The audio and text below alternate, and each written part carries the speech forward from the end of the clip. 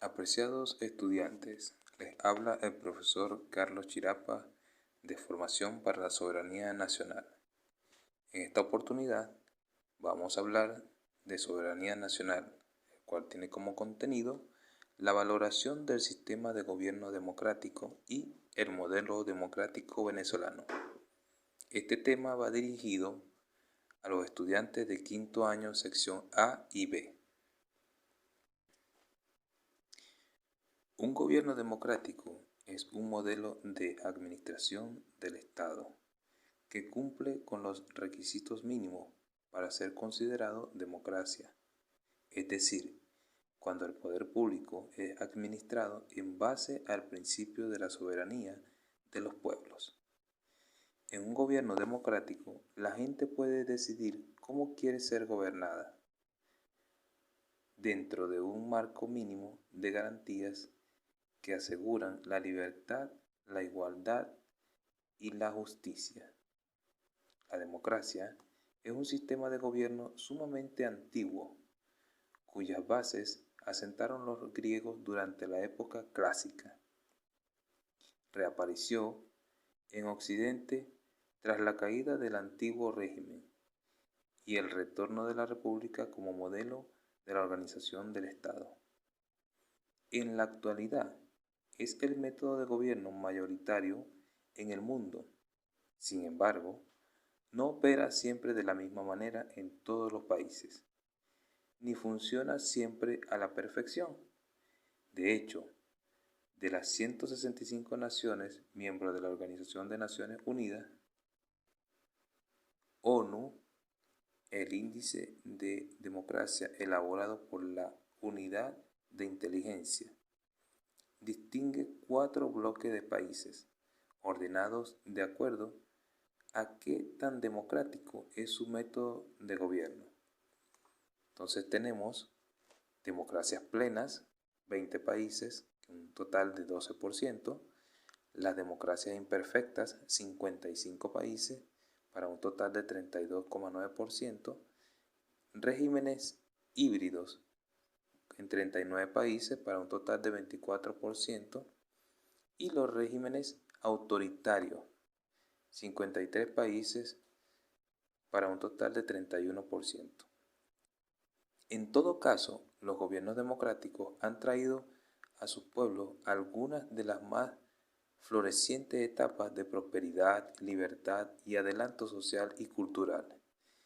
En Occidente son consideradas el mejor método de gobierno posible y son incentivadas por diversas organizaciones internacionales y regionales. Las características mínimas de un gobierno democrático son: en primer lugar, hay un Estado de Derecho. Esto significa que todos los ciudadanos son iguales ante la ley, que se aplica con igualdad de criterios sin discriminar de ninguna manera entre los ciudadanos, siempre guiándose por el contenido expresado en las leyes y en la Constitución Nacional. 2. Hay elecciones confiables. Las autoridades políticas, las del Poder Ejecutivo y Legislativo generalmente, son elegidas por el pueblo libremente, a través de comicios universales, secretos y legítimos, sin manipulaciones o coerciones del voto de ninguna parte. 3. Hay independencia de poderes. No puede haber una democracia sin poderes públicos independientes que se vigilen entre sí y permitan que el debate político se dé de una manera organizada y saludable, sin que ninguna autoridad estatal se imponga sobre las demás y disponga del Estado a su antojo, como ocurre en las autocracias. 4. Se respeta la libertad de expresión, aunque está incluida en los derechos humanos fundamentales. La colocamos aparte porque la libertad de expresión o de pensar es la que permite que existan medios de comunicación independientes que interpelen al gobierno e informen al público sobre lo que ocurre. libres de censura y de retaliaciones hacia los periodistas. ¿Cómo funciona un gobierno democrático? Las distintas opiniones políticas se expresan en una democracia. Los gobiernos democráticos funcionan en base a la representación y la participación política. La soberanía nacional, o sea, la capacidad de tomar decisiones nacionales fundamentales, reside en las democracias en el total de la población, es decir, el pueblo.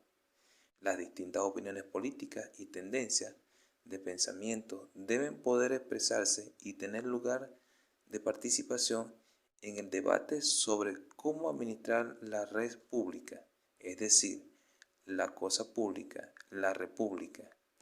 Así, los mecanismos de consulta plebiscitaria, electoral o de otra naturaleza son los mecanismos que la democracia emplea para conocer la opinión del soberano y para elegir a los personeros y representantes encargados de ejecutarla. La visión que obtenga mayor respaldo popular conforme a las leyes electorales del país se impondrá. Sin embargo, en las democracias no todo puede someterse a votación, nada que vaya en contra de la democracia misma o en contra de los derechos fundamentales de nadie, o que vulnere el Estado de Derecho, puede someterse a votación.